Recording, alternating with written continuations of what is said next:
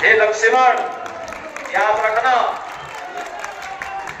चाहे यह लंका कितनी भी स्वर्णमयी क्यों न हो, कितनी भी वैभवशाली क्यों न हो, लेकिन हमें मेरे लिए रुचिकर नहीं है।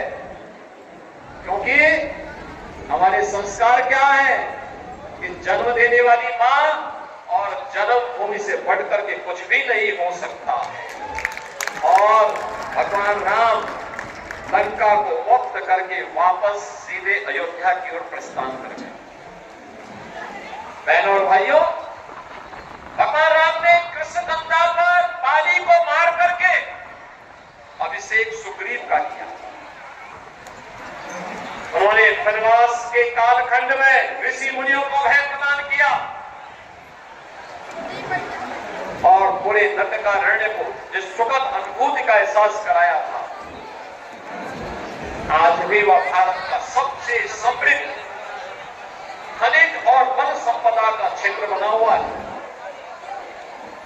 आज भी उस क्षेत्र में हम जब देखते हैं कि भारत के कितना समृद्धशाली क्षेत्र रहा होगा, हजारों वर्षों की विरासत का प्रतीक, उस परंपरा को आज भी हम लेकर के चलते हैं। बहनों और भाइयों, इतिहास का कोई कालखंड होगा दुनिया के अंदर, भारत की परंपरा से निकले हुए बौद्ध परंपरा उसी का एक हिस्सा है। याद करिए, राजकुमार सिद्धार्थ का बचपन इसी सिद्धार्थ नगर और लुम्बिनी में व्यतीत हुआ था। यही वह क्षेत्र है। ज्ञान प्राप्त करने के बाद बुद्ध कहलाए, महात्मा बुद्ध के रूप में, गौतम बुद्ध के रूप में उनकी ख्याति हुई। उन्होंने अपनी कर्म साधना की स्थली इसी पूरे क्षेत्र को व्यतीत किया। सर्वाधिक चातुर्मास इसी श्रावस्ती में व्यतीत किए।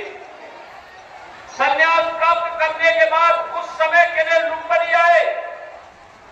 उन्होंने यहाँ की व्यवस्था को देखा। दुनिया के अंदर उनके अनुयायियों ने बौद्ध धर्म का प्रचार प्रसार किया। जहां पर लोगों में सभ्यता नहीं थी, वहां सभ्यता और शिष्टाचार सिखाया। बौद्ध धर्म के करुणा और मैत्री के संदेश के माध्यम से उन्होंने दुनिया को अपनी ओर आकर्षित किया। आज दुनिया में बड़े बड़े देश, जापान हो, कोरिया हो, लाओस हो, या दुनिया के वे तमाम बड़े देश बौद्ध देश के रूप में दुनिया की एक ताकत रखते हैं, बुद्ध के प्रति अपना समर्पण का भाव रखते हैं। लेकिन बुद्ध ने तलवार के बल पर नहीं, उनके अनुयायियों ने भारत के ज्ञान की इस परंपरा के बल पर दुनिया को अपनी ओर आकर्षित किया और अपना अनुयायी बनाया। ये भारत की ज्ञान की परंपरा है, जिस समृद्ध परंपरा के साथ जुड़ने का सौभाग्य हमें प्राप्त हुआ। याद रखना, विरासत और विकास का जब बेहतर समन्वय होगा, जीवन कल्याणकारी होगा। और भारत ने उसी कल्याण के मार्ग का प्रशस्त किया। याद करिए, पहचान का संकट 14 के पहले क्यों देश के पास? इसलिए था क्योंकि पहले की सरकारें विरासत पर नहीं, भारत की विरासत को कोसते थे। वे कहते थे राम और कृष्ण को मिटा गए। 14 के पहले की सरकारें कहती थी, प्रदेश की हो या देश की हो, वे राम और कृष्ण की परंपरा पर विश्वास नहीं करते थे। वे भारत की ज्ञान की परंपरा को कोसते थे। वे भारत को भारत बने रहने के लिए नहीं, बल्कि भारत की परंपरा को हर प्रकार से अपमानित करना ही अपना जन्मसिद्ध अधिकार समझ लिए थे। और यही कारण था, भारत की आस्था उनसे लगातार बढ़ती जा रही थी। लगातार भारत के लोगों के मन में एक असंतोष उनके प्रति व्याप्त हो रहा था। लेकिन 14 के बाद बदले हुए परिवेश में भारत माता के एक महान सपूत के हाथों में भारत की सत्ता आती है और मोदी जी ने विरासत और विकास का बेहतर समन्वय के माध्यम से जब भारत को आगे बढ़ाना प्रारंभ किया, आज अयोध्या में राम मंदिर का निर्माण भी होता है। काशी में काशी विश्वनाथ का भव्य स्वरूप भी देखने को मिलता है। प्रयागराज में महाकुंभ के दर्शन देश और दुनिया को होते हैं।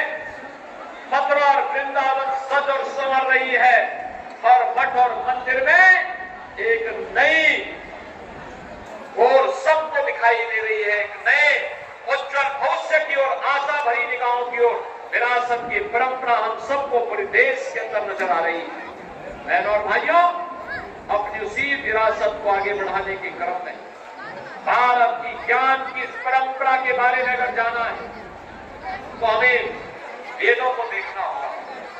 उपनिषद ज्ञान के अथाह भंडार है।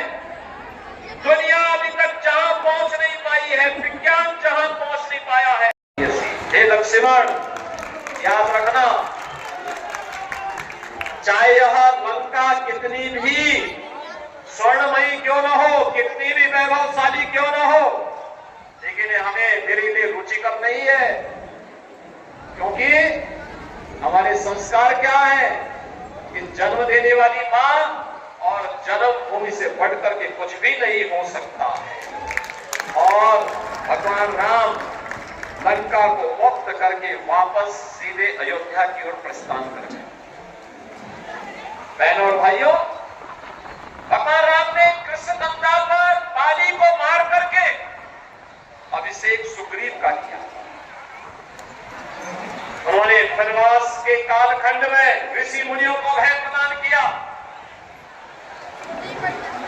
और पूरे नटकारण्य को जिस सुखद अनुभूति का एहसास कराया था, आज भी वह भारत का सबसे समृद्ध खनिज और वन संपदा का क्षेत्र बना हुआ है। आज भी उस क्षेत्र में हम जब देखते हैं कि भारत के कितना समृद्धशाली क्षेत्र रहा होगा, हजारों वर्षों की विरासत का प्रतीक, उस परंपरा को आज भी हम लेकर के चलते हैं। बहनों और भाइयों, इतिहास का कोई कालखंड होगा दुनिया के अंदर, भारत की परंपरा से निकले हुए बौद्ध परंपरा उसी का एक हिस्सा है। याद करिए, राजकुमार सिद्धार्थ का बचपन इसी सिद्धार्थ नगर और लुम्बिनी में व्यतीत हुआ था। यही वह क्षेत्र है। ज्ञान प्राप्त करने के बाद बुद्ध कहलाए, महात्मा बुद्ध के रूप में, गौतम बुद्ध के रूप में उनकी ख्याति हुई। उन्होंने अपनी कर्म साधना की स्थली इसी पूरे क्षेत्र को व्यतीत किया। सर्वाधिक चातुर्मास इसी श्रावस्ती में व्यतीत किए। संन्यास प्राप्त करने के बाद कुछ समय के लिए लुम्बिनी आए। उन्होंने यहाँ की व्यवस्था को देखा। दुनिया के अंदर उनके अनुयायियों ने बौद्ध धर्म का प्रचार प्रसार किया। जहां पर लोगों में सभ्यता नहीं थी, वहां सभ्यता और शिष्टाचार सिखाया। बौद्ध धर्म के करुणा और मैत्री के संदेश के माध्यम से उन्होंने दुनिया को अपनी ओर आकर्षित किया। आज दुनिया में बड़े बड़े देश, जापान हो, कोरिया हो, लाओस हो, या दुनिया के वे तमाम बड़े देश बौद्ध देश के रूप में दुनिया की एक ताकत रखते हैं, बुद्ध के प्रति अपना समर्पण का भाव रखते हैं। लेकिन बुद्ध ने तलवार के बल पर नहीं, उनके अनुयायियों ने भारत के ज्ञान की इस परंपरा के बल पर दुनिया को अपनी ओर आकर्षित किया और अपना अनुयायी बनाया। ये भारत की ज्ञान की वो परंपरा है जिस समृद्ध परंपरा के साथ जुड़ने का सौभाग्य हमें प्राप्त हुआ है। याद रखना, विरासत और विकास का जब बेहतर समन्वय होगा, जीवन कल्याणकारी होगा। और भारत ने उसी कल्याण के मार्ग का प्रशस्त किया। याद करिए, पहचान का संकट 14 के पहले क्यों देश के पास? इसलिए था क्योंकि पहले की सरकारें विरासत पर नहीं, भारत की विरासत को कोसते थे। वे कहते थे राम और कृष्ण को बिठा गए।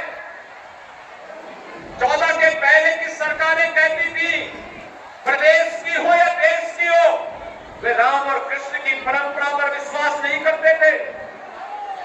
वे भारत की ज्ञान की परंपरा को कोसते थे। वे भारत को भारत बने रहने के लिए नहीं, बल्कि भारत की परंपरा को हर प्रकार से अपमानित करना ही अपना जन्मसिद्ध अधिकार समझ लिए थे। और यही कारण था भारत की आस्था उनसे लगातार बढ़ती जा रही थी। लगातार भारत के लोगों के मन में एक असंतोष उनके प्रति व्याप्त हो रहा था। लेकिन 14 के बाद बदले हुए परिवेश में भारत माता के एक महान सपूत के हाथों में भारत की सत्ता आती है और मोदी जी ने विरासत और विकास का बेहतर समन्वय के माध्यम से जब भारत को आगे बढ़ाना प्रारंभ किया, आज अयोध्या में राम मंदिर का निर्माण भी होता है। काशी में काशी विश्वनाथ का भव्य स्वरूप भी देखने को मिलता है। प्रयागराज में महाकुंभ के दर्शन देश और दुनिया को होते हैं। मथुरा और वृंदावन सज और संवर रही है और मठ और मंदिर में एक नई और सबको दिखाई दे रही है, एक नए उज्जवल भविष्य की ओर, आशा भरी निगाहों की ओर विरासत की परंपरा हम सबको पूरे देश के अंदर नजर आ रही है। बहनों और भाइयों, अपनी उसी विरासत को आगे बढ़ाने के क्रम में भारत की ज्ञान की इस परंपरा के बारे में अगर जाना है तो हमें वेदों को देखना होगा। उपनिषद ज्ञान के भाव